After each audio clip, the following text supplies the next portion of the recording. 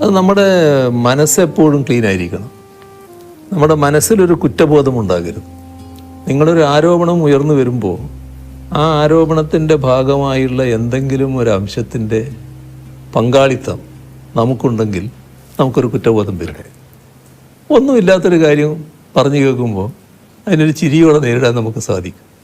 അതായത് പിണറായി വിജയൻ എന്നാൽ വലിയൊരു കടുപ്പക്കാരനാണ്, ചിരിക്കാത്ത ആളാണ് എന്നൊരു ധാരണ പുറത്തുണ്ട്. എന്നാൽ അടുത്ത പരിചയമുള്ളവർക്ക് നേരെ മറിച്ചുള്ള അഭിപ്രായമാണ്.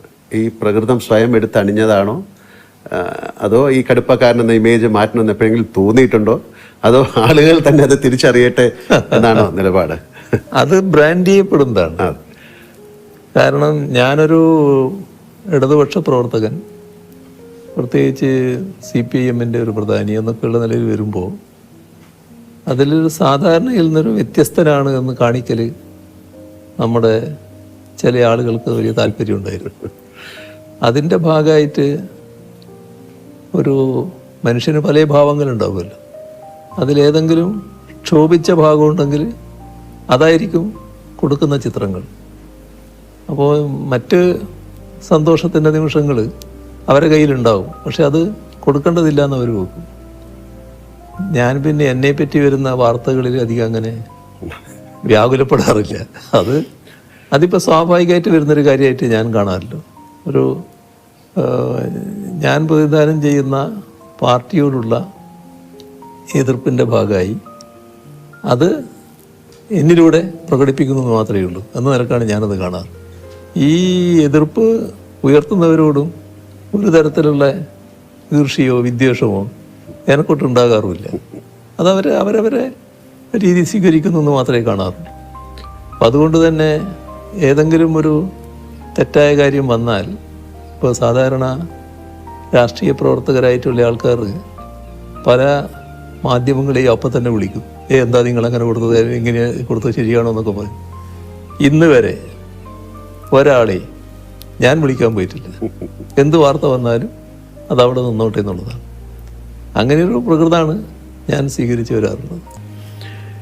ഇപ്പം അങ്ങേ കാണാൻ വരുന്നവരെ സ്വീകരിക്കുന്നതിലും അവർക്ക് ഭക്ഷണം നൽകുന്നതിലും അങ്ങ് കാട്ടുന്ന വലിയ ആതിഥേയ മര്യാദ ഞാൻ പലപ്പോഴും കണ്ടിട്ടുണ്ട്. അത് മാതൃകയാക്കാൻ ഞാൻ പലരോടും പറഞ്ഞിട്ടുണ്ട്. ഈ ഒരു ശീലം അമ്മയിൽ നിന്നാണോ കിട്ടിയത്, അല്ലെങ്കിൽ കുടുംബ പശ്ചാത്തലത്തിൽ നിന്നാണോ കിട്ടിയത്? അത് അമ്മയുടെ കയ്യിൽ നിന്ന് തന്നെയായിരിക്കണം അത് കിട്ടിയത്. കാരണം ഞങ്ങൾ കുട്ടികൾ കോളേജിലൊക്കെ പഠിക്കുമ്പോൾ പിന്നെ ചില സുഹൃത്തുക്കളോട് കൂടി വീട്ടിൽ ചെന്നാൽ വലിയ തോതിൽ സൗകര്യങ്ങളൊന്നും വീട്ടിലൊന്നും ഉണ്ടാവില്ല. പക്ഷെ ഉള്ളത് വെച്ച് പെട്ടെന്ന് തന്നെ അമ്മ അവർക്ക് എന്തെങ്കിലും കൊടുത്തിരിക്കും, വളരെ പെട്ടെന്ന് കാര്യങ്ങൾ ഉണ്ടാക്കിയിട്ട്. അങ്ങനെയൊരു രീതി ചെറുപ്പത്തിലേ കണ്ടുവന്നിട്ടുണ്ട്. അതിൻ്റെ ഒരു ഭാഗമായിരിക്കാമെന്നാണ് തോന്നുന്നു. അങ്ങേക്ക് പാചകം ഇഷ്ടമാണോ? ജീവിതത്തിൽ എപ്പോഴെങ്കിലും അങ്ങ് അടുക്കളയിൽ കയറിയിട്ടുണ്ടോ? പാചകം ഒരു കലയാണ്. ആ കലയിൽ ഞാൻ അത്ര വിദഗ്ധനല്ല. പക്ഷേ ഇടയ്ക്ക് ഞാൻ ചായ ഉണ്ടാക്കുമായിരുന്നു. നേരത്തെ ചായ കുടിക്കുന്ന കാലത്ത് അത് ശീലിച്ചിരുന്നു. അതിനപ്പുറത്ത് ഇല്ല, ഒന്നിലേക്ക് കടക്കാൻ എനിക്ക് ധൈര്യം കിട്ടിയിട്ടില്ല. അപ്പം അങ്ങനെയാണെങ്കിൽ അങ്ങയുടെ പ്രിയപ്പെട്ട ഒരു ഭക്ഷണം എന്താണ്? ഞാൻ സാധാരണ പിന്നെ ഏത് ഭക്ഷണവും കഴിക്കുന്ന കൂട്ടത്തിലാണ്. പക്ഷേ ഇപ്പം അടുത്ത കാലത്തായിട്ട് ചില നിയന്ത്രണങ്ങൾ ഞാൻ തന്നെ വെക്കാറുണ്ട്. ഇന്ന് ചിലതേ കഴിക്കൂ, ചിലത് കഴിക്കില്ല എന്നൊക്കെ ഉള്ളത്. എന്നാൽ ഒരു ഭക്ഷണത്തോടും അപ്രിയമില്ല, ഒന്നും മാറ്റി നിർത്താറില്ല. എല്ലാം കഴിക്കുന്ന ഒരു കൂട്ടക്കാരനാണ് ഞാൻ. ചിലപ്പോൾ ഭാര്യ അല്ലെങ്കിൽ അമ്മ അങ്ങനെ ആരെങ്കിലും ഉണ്ടാക്കുന്ന ഭക്ഷണത്തോടായിരിക്കും കൂടുതൽ താല്പര്യം. അങ്ങനെ ഉണ്ടോ? എനിക്ക് തീർച്ചയായും അതാണ്. വീട്ടിലെ ഭക്ഷണമാണ് എനിക്ക് ഏറ്റവും താല്പര്യം.